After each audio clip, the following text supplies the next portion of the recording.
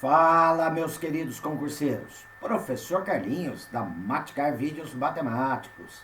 Estamos aqui para a terceira aula da playlist Detonando CNU. Nesta aula, eu estarei trabalhando com vocês algumas questões da banca Sesgran Rio sobre juros. Beleza? E na descrição deste vídeo, você encontrará 3 links se você quiser aprofundar mais um pouco sobre este assunto. Um link vai estar levando você a playlists dicas sobre matemática financeira, o outro dicas sobre juros e o outro sobre dicas de porcentagem. Beleza, galera? Então, como dizia minha querida vovó, chegou a hora da cobra fubá. Vem comigo! Bem, galera, vamos lá então a nossa aula 3 sobre juros, né? Aqui na nossa questão 1, está dizendo o seguinte: Aldo aplicou R$ 7.000 por um tempo numa caderneta de poupança e recebeu um total de R$ 1.750 de juros. No mesmo dia em que Aldo fez a aplicação, Baldo aplicou na mesma poupança uma certa quantia que rendeu R$ 1.375 de juros no mesmo período de tempo de aplicação de Aldo. Quanto em reais Baldo aplicou, tá? Olha, gente, não fala aqui o regime de juros, né? E como o período de tempo aplicado tanto de Aldo como de Baldo foram iguais, tá? É um período aí único, a gente pode considerar como sendo aqui o juros, tá? A gente pode considerar aí como sendo o juros simples, tá? Então, ó, lembrando a fórmula do juros simples. J é igual juros, né? É igual capital que multiplica a taxa que multiplica o período. Da aplicação de Aldo, vamos ver o que dá para nós tirarmos aqui. O Aldo aplicou um capital de R$ 7.000 e recebeu de juros J R$ 1.750. Observa que eu não tenho a taxa, não tenho o período. Então, aqui da aplicação de Aldo, vamos substituir na fórmula capital, que é o 7.000, multiplicado pela taxa, que eu não sei, que é I, vezes o período de tempo, que eu não sei, que é T, lhe gerou um total de juros de R$ 1.750. 7.000 está multiplicando, passa dividindo R$ 1.750. Então, a taxa vezes o período, tá? Vai me dar 1.750 dividido por 7.000, vai dar 0,25. Bem, então, olha, da aplicação de Aldo, dá para a gente saber que o produto da taxa pelo período é 0,25. Então, olha, como a taxa de aplicação do Baldo e o período de tempo do Baldo é igual ao do Aldo, então, para o Baldo, I vezes T também vai ser igual a 0,25. Vamos lá, então, aqui para o Baldo. O que eu tenho aqui do Baldo, por enquanto? Tá? Do Baldo, eu tenho os juros que ele recebeu, que foram juros de R$ 1.375, e tenho também o produto da taxa pelo tempo, porque é igual ao do Aldo, que é igual a 0,25. E quero saber o capital aplicado por ele. É o C que eu quero saber. Então, substituindo na fórmula lá do juros simples, ó, J, que é R$ 1.375, é igual ao capital, que é quem eu quero saber, multiplicado por I vezes T. I vezes T é igual a 0,25. Este 0,25 está multiplicando o capital, vai passar aqui dividindo o R$ 1.375, tá? Então, o capital seria 1.375 dividido por 0,25 e vai me dar R$ 5.500, ok? Então, aí é um exercício bem tranquilo, né? Sobre juros. Aí, no caso, eu trabalhei com os juros simples, tá? Vamos lá para a questão 2. Aqui na questão 2, está dizendo o seguinte, olha. Uma empresa toma um empréstimo de R$ 200 mil por 20 dias a uma determinada taxa de juros, no regime simples. Considere que, ao final desse período, os juros pagos são de R$ 8.800, tá? Então, olha bem, por enquanto, com essas informações. O capital que ele emprestou foi um capital de R$ 200 mil por um período de tempo de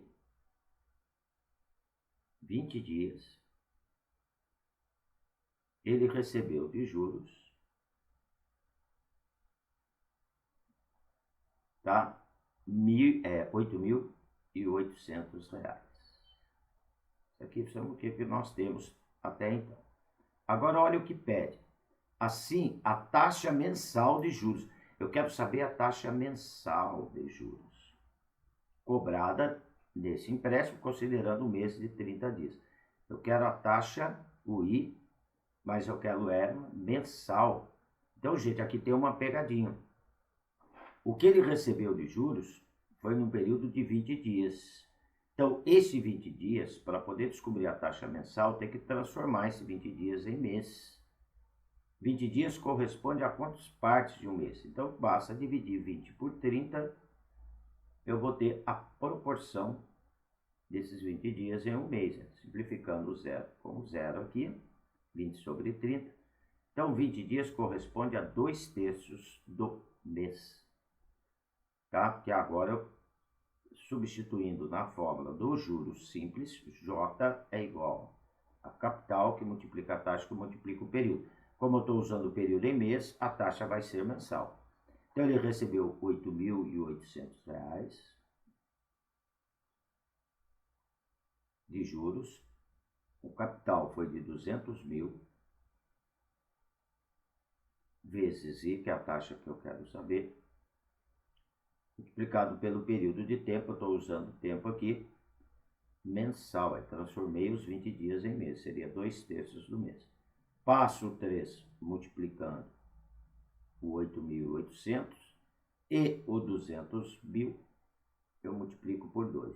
Então, 8.800 multiplicado por 3 vai dar R$ 26.400. 200 mil multiplicado por 2 vai dar 400 mil I.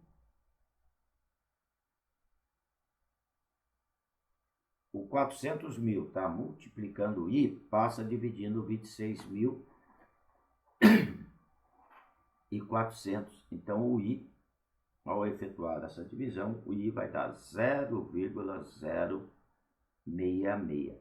Observa que eu estou com a taxa em decimal e as alternativas estão em porcentagem. Para transformar decimal em porcentagem, basta multiplicar por 100. Ao multiplicar por 100, eu desloco a vírgula 2 casas para a direita. 1, 2. Então, vai dar 6,6%. Resposta alternativa D de dado. Tá?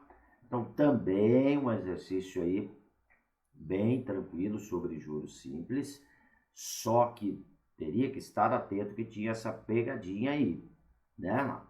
Como aqueles juros que ele recebeu foi um juros durante 20 dias, então a taxa ia sair em dias.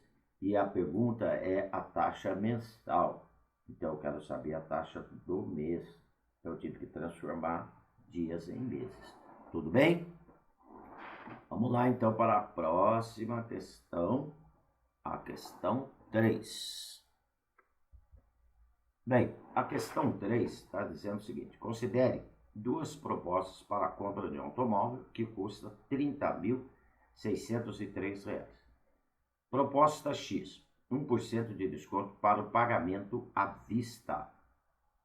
Então, quer dizer, ele só vai pagar 99% do preço do automóvel, porque vai ter um desconto de 1%. Proposta Y, pagamento único para daqui a 2 meses. Tá? Sejam de a diferença aproximada entre o valor presente, então, olha, seria o valor presente, o valor atual, tá? Ficar atento para isto. Ok? Valor presente. Deixa eu só dar uma arrumadinha aqui que a minha caneta tá dando uma falhinha. Valor presente. Valor presente líquido. Deixa eu anotar isso daqui que é importante. Valor presente líquido da proposta X e da proposta Y. A diferença de é um comprador que tem o dinheiro aplicado a juros compostos de 1% ao mês, tá? Então, ó, o Y, ele aplicou um determinado dinheiro, tá? Por um período de 2 meses a juros compostos. E essa aplicação vai ter que gerar o dinheiro para a compra do automóvel, que seria o valor de R$ 30.603. Tudo bem? Utilizando o método do valor presente líquido para decidir, é preferível que o comprador, considerando a proposta. Então, qual a proposta é melhor? Estão aqui as alternativas. O que eu vou ter que fazer? Calcular o valor presente da proposta X, tá? Então, o valor presente da proposta X, eu vou indicar aqui por valor presente líquido. Então, eu vou indicar aqui por VPLX.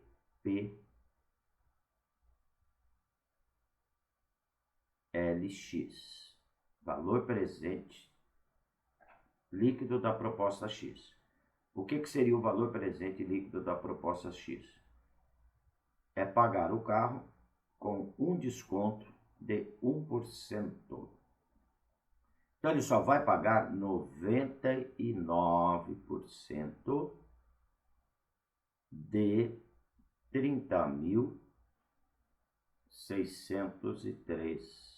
O que é 99% de 30.603? Olha, 99%, gente, é a fração 99 sobre 100, porque o símbolo de porcentagem quer dizer divisão por 100, vezes 30.603.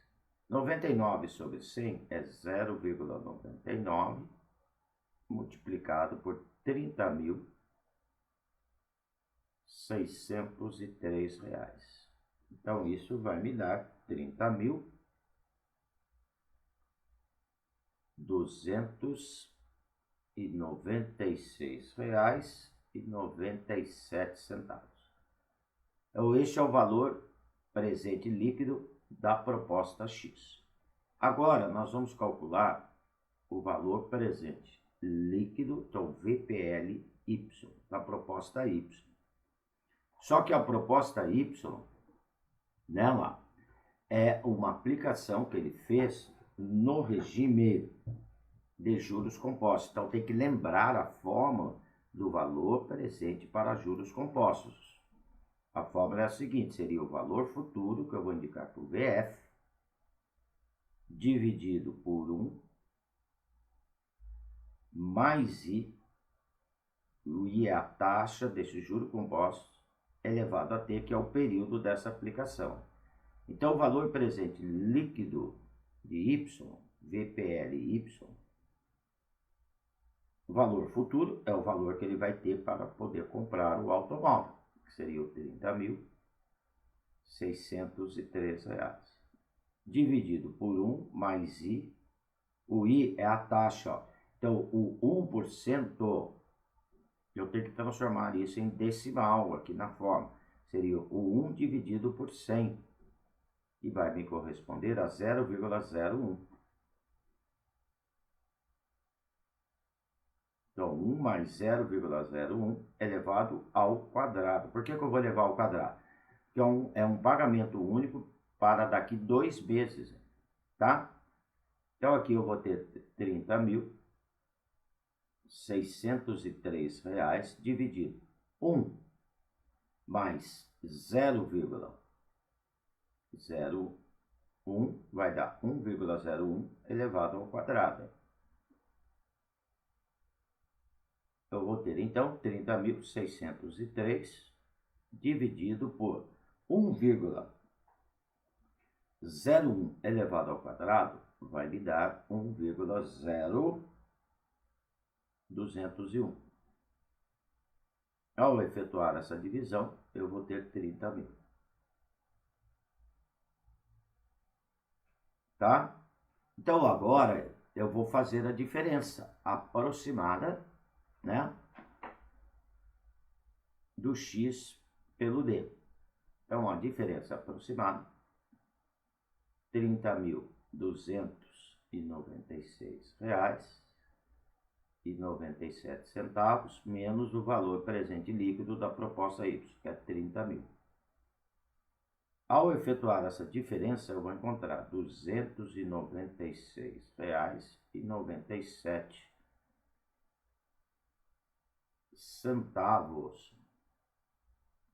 Tá? Então, olha, é preferível aqui o Y, tá? Pois a diferença é de R$297. Se encaixaria aqui na alternativa E de excelente, tá? Então, o que ele fala assim, utilizando o método do valor presente líquido para decidir, é preferível para o comprador, considerando a proposta Y, né? Porque na proposta Y ele só ia dispor de R$30.000, né? Enquanto na proposta X ele teria que dispor de R$30.296,97. Isso seria na proposta X. Então a Y é mais vantajosa. Tudo bem? Então tá aí, ó. Importante, olha, saber valor presente futuro no regime de juros compostos, valor presente líquido, desculpa. No regime de juros compostos é o valor futuro, né, que é o valor que eu vou querer no futuro, dividido por 1 mais I, que é a taxa, elevado a T, que é o período. Tudo bem? Vamos lá, então, para a nossa questão 4. A questão 4 está dizendo o seguinte. Aplicaram-se R$2.000 em fundo de investimento por um ano, que rende a taxa bruta, hein, de 18% ao ano. Imposto de renda é de 22,5% sobre o ganho nominal, tá? Então, quando eu falo ganho nominal, né, é sobre o ganho bruto, tá? Então, sobre o ganho bruto, eu tenho que fazer este desconto. Em um ano em que a inflação foi de 7,5%, a taxa real de juros anual obtida nesse investimento foi de... Olha, gente, taxa real de juros. Para calcular a taxa real de juros, precisaria ter o conhecimento dessa nossa formulazinha aqui, ó. Taxa real, tá?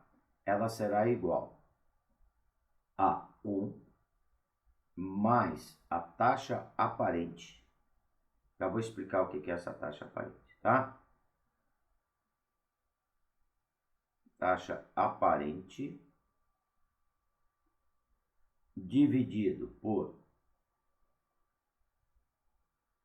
1 mais a taxa de inflação, taxa da inflação, tudo isso menos 1. Então, essa é a fórmula para o cálculo da taxa real de juros, tá? Tá aqui a forma. A taxa aparente, então, gente, é a taxa de juros bruta descontada, né, do imposto de renda. Essa seria a nossa taxa aparente. Então, na realidade, ele não vai receber 18% do total da renda, porque tem ele vai ter que pagar de imposto de renda 22,5%. Então, olha, desses 18%, tá? Ele só vai receber, né, 77,5%. Por quê? Porque desses 18% ele vai pagar, né, lá, desses 18% ele vai pagar 22,5% de juros, tá? Então seria, ó, ele não vai receber os 100% dos 18, seria os 100% menos 22,5% de 18%. E aqui é o desconto do imposto. Olha, então vamos calcular 100 menos 22,5%, aqui vai dar 77,5% de 18%. Eu tenho que transformar tudo isso em decimal para efetuar a multiplicação. 77,5%, transformando em decimal, vou dividir por 100, vai dar 0,775. De 18, o D quer dizer a multiplicação de 18%, 18 sobre 100 vai dar 0,18. Efetuando essa multiplicação, vai dar 0,1395. Eu estou com o valor em decimal, tá? Então tá aqui, tudo bem, taxa aparente. A taxa de inflação. A taxa de inflação, eu vou precisar para poder substituir lá na nossa forma. É 7,5%, tá? Porque a taxa real tem que descontar a inflação do período, né? Então esse 7,5% é 7,5 dividido por 100, tá? Vai dar 0,075. Pronto, gente, já temos o que precisamos para calcular a taxa real de juros. E realmente, né, que durante um período que você faz a aquisição, ali ocorre a inflação. Então, na realidade, você não está recebendo aquele valor, né? Então, o cálculo da taxa real será igual a 1 mais a taxa aparente, que é aquele com o desconto, né, do imposto, que deu 0,1395 sobre 1 mais 0,075 menos 1. Então, vamos efetuar os cálculos aqui. Tá? 1 mais 0,1395 vai dar 1,1395. Dividido por 1 mais 0,075 vai dar 1,075 menos 1. Ok? Dividindo 1,1395 por 1,075, tá? Eu vou encontrar aqui 1,06 menos 1. 1,06 menos 1 vai dar 0,06. Está aqui a taxa real de juros. Só que ela está em decimal. Observa que as alternativas estão em porcentagem. Então, eu tenho que multiplicar isso aqui por 100. Ao multiplicar por 100, desloco duas casas com a vírgula para a direita. Vai dar 6%. Então, a taxa real, né, de juros obtida neste investimento foi de 6%. Tá? Então, olha bem, gente, que interessante, né? Ele fez uma aplicação num fundo de investimento que né, te prometia um ganho de 18% ao ano. Na realidade, você não vai ganhar esses 18% ao ano. Porque tem a parte do imposto de renda e tem a inflação. Vai depender de tudo isso daí.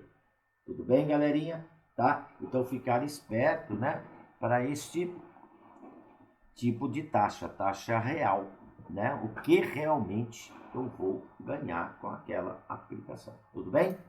Galerinha, aqui então eu estou encerrando essa nossa terceira aula, tá? Qualquer dúvida em algum dos exercícios, deixe nos comentários, terei o maior prazer em atendê-los, tá? Não esqueça de dar um positivo aí no meu canal, dar um like aí, né, na aula, para ajudar o crescimento do canal. Tudo bem?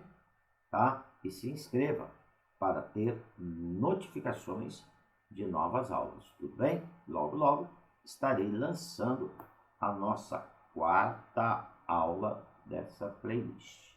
Tudo bem, galera? Um abraço com carinho do professor Carlinhos. Fui!